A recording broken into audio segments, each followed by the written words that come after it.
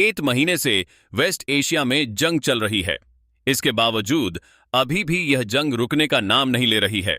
उत्तर Korea ने America की धरती तक मार करने में सक्षम मिसाइल के इंजन का परीक्षण किया है। किम जोंग उन ने खुद इस टेस्टिंग को लाइव देखा है और किम जोंग उन ने पहले ही यह बात कही है कि वो तैयार हैं और अमेरिका को वो अपना दुश्मन मानते हैं। इसके पहले भी उन्होंने एक परमाणु मिसाइल टेस्ट की थी और यह कहा था कि यह दुनिया में शांति लाने के लिए है। उस पर एक रिपोर्ट दें। उत्तर कोरिया ने फिर दिखा दी अपनी सैन्य ताकत। किम जोंग उन ने ट्रंप की बढ़ा दी टेंशन, अमेरिका तक वार करेगी किम की मिसाइल। उत्तर कोरिया ने एक बार फिर दुनिया की नजरों को अपनी ओर खींचा है। किम जोंग उन ने हाल ही में कई नए सैन्य परीक्षणों का निरीक्षण किया। इन तस्वीरों में देखिए, किम ने ठोस ईंधन वाले मिसाइल इंजन का परीक्षण देखा। इस नए इंजन की मदद से उत्तर कोरिया अब ऐसी मिसाइलें विकसित करने की ओर इस नए अपग्रेड किए गए इंजन में कंपोजिट कार्बन फाइबर सामग्री का इस्तेमाल किया गया है। इस इंजन की अधिकतम क्षमता 200-500 किलोटन मापी गई है।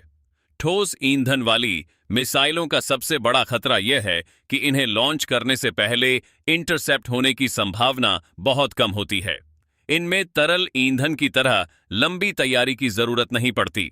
यह उत्तर कोरिया के 5 साल के सैन्य विस्तार कार्यक्रम का हिस्सा है।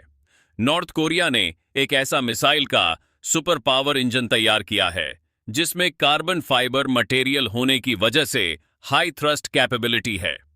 और इस युद्ध के बीच इस इंजन का टेस्ट करना सीधे सीधे यह बताता है कि अमेरिका, ईरान और नॉर्थ कोरिया दोनों का कट्टर दुश्मन है।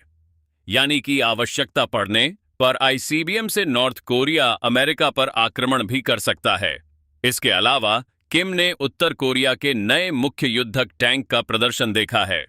तस्वीरों में टैंक के आधुनिक रक्षा सिस्टम की ताकत और उसकी सुरक्षा क्षमताओं को दिखाया गया है। इससे यह संदेश भी दिया जा रहा है कि उत्तर कोरिया अपने सैन्य उपकरणों को और आधुनिक बनाने की दिशा में तेजी से काम कर रहा है। वहीं विशेष ऑपरेशन सैनिकों की तस्वीरें भी जारी की गई हैं। सैनिकों ने शूटिंग प्रदर्शन और पारंपरिक कोरियाई मार्शल आर्ट टकांडो का प्रदर्शन किया। तस्वीरों में जास जाओ या बस 0245 सैनिक ईंट और टाइल्स तोड़ते, किक मारते और प्रशिक्षण करते दिखाई दे रहे हैं। यह पारंपरिक उत्तर कोरियाई शैली में सैन्य शक्ति और अनुशासन का प्रदर्शन है।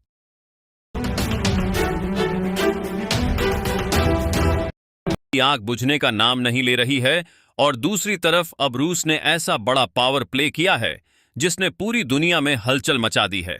रूस ने अपने पेट्रोलियम उत्पादों के एक्सपोर्ट पर रोक लगाने का ऐलान कर दिया है।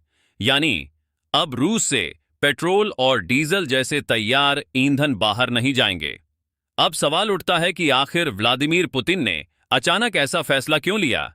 क्या रूस के पास तेल की कमी हो गई है? असल में इसके पीछे एक सोची समझी रणनीति है जिसका सीधा कनेक्शन मिडिल ईस्ट में चल रहे तनाव और दुनिया भर में बढ़ती महंगाई से जुड़ा हुआ है। रूस के उप प्रधानमंत्री अलेक्जेंडर नोवाक ने साफ किया है कि मिडिल ईस्ट संकट की वजह से ग्लोबल मार्केट में भारी उथल-पुथल चल रही है। कच्चे तेल की कीमतें लगातार ऊपर नीचे हो रही हैं। ऐसे में रूस सबसे पहले अपने देश की जरूरतों को सुरक्षित करना चाहता है।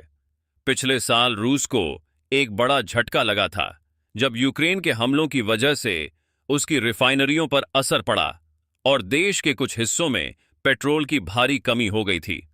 लोगों को लंबी लाइनों में लगना पड़ा था। इस बार रूस कोई जोखिम नहीं लेना चाहता, इसलिए उसने पहले ही सप्लाई को कंट्रोल करने का फैसला किया है। अब बात करते हैं इसके वैश्विक असर की। रूस हर साल बड़ी मात्रा में पेट्रोल एक्सपोर्ट करता है। भले ही यह ग्लोबल मार्केट का छोटा हिस्सा लगे, लेकिन इसका असर बहुत बड़ा हो सकता है क्योंकि टाइमिंग बेहद संवेदनशील है। पहले से ही स्ट्रेट ऑफ हॉर्मोज में तनाव की वजह से तेल सप्लाई प्रभावित हो रही है। ऐसे में रूस का यह कदम बाजार में और दबाव बढ़ा सकता है। हालांकि रूस ने सिर्फ रिफाइंड प्रोडक्ट्स पर बैन लगाया है, कच्चे तेल के एक्सपोर्ट पर अभी कोई रोक नहीं है।